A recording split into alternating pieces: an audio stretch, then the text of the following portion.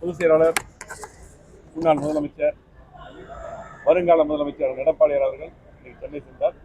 நாங்கள் எல்லாருமே இங்கே இருக்கக்கூடிய பொருளா ஜெயராமன், மாவட்ட செயலாளர்கள் அருண்குமார், அனுராமன் உட்பட எங்களது வெற்றி வேட்பாளர் ராமகிருஷ்ணன் உட்பட அண்ணன் அத்தனை பேரும் இங்கே பணியெடுத்து வந்திருந்தோம். இன்றைக்கு கோவை மாவட்டத்தில் அதே போல தமிழ்நாடு முழுவதும் இன்னைக்கு 2 நாட்களாக மழை பெய்து கொண்டிருக்கிறது. இருந்தாலும் கூட இன்னும் கோவை மாவட்டத்தில் இருக்கக்கூடிய குடிநீர் பிரச்சனையெல்லாம்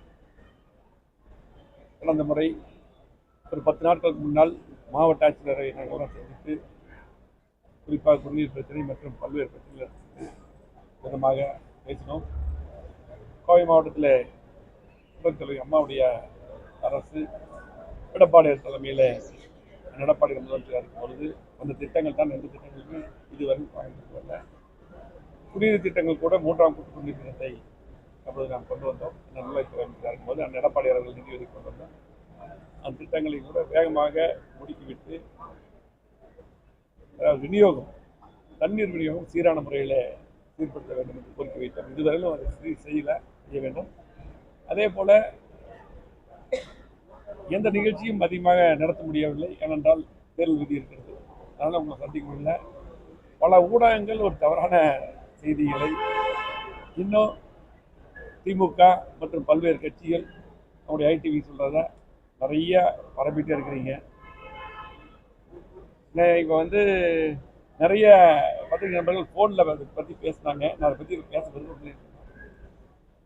இன்னைக்கு அதாவது டெய்லியும் குறிப்பாக தினமலர் பத்திரிகை உங்களுக்கு நான் இதுக்கு முன்னாடியே சொல்லியிருக்கிறேன். நாங்கள்லாம் ஒரு மதிக்கக்கூடிய பத்திரிகையாக இருந்துக்கிறது. இன்றைக்கும் அந்த நிர்வாகம் அவங்கள பற்றி இப்போ என்ன நினைக்கிறாங்கன்னு தெரியல. நாங்கள்லாம் இதுவரை ஆனால் சமீப காலமாக தேர்தலுக்கு முன்னாடி இருந்து ஒரு கட்சியை சேர்ந்து மட்டுமல்ல, எங்களை வந்து டெய்லி டேமேஜ் பண்ணுறது ஒரு பொழுதுபோக்காக வச்சுருக்காங்க.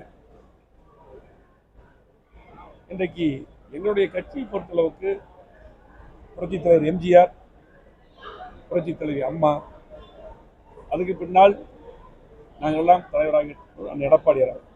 ஏனென்றால் இன்றைக்கு இந்த கட்சியை, இந்த ஆட்சியை காப்பாற்றியவர் எடப்பாடியார் அவர்கள்.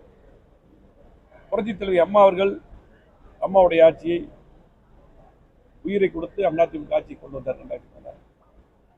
இன்னைக்கு பார்த்தீங்கன்னா அம்மா அவர்கள் முழுமையாக எங்களுக்கெல்லாம் பிரச்சாரம் பண்ணி வெற்றி பெற செய்து உடம்பை பற்றி கூட கவலைப்பட்டார்.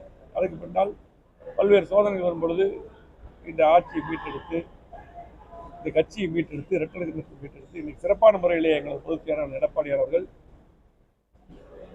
4 வருடங்கள் கிட்டத்தட்ட 2 மாதங்கள் அற்புதமான ஆட்சி நடத்தினார்கள்.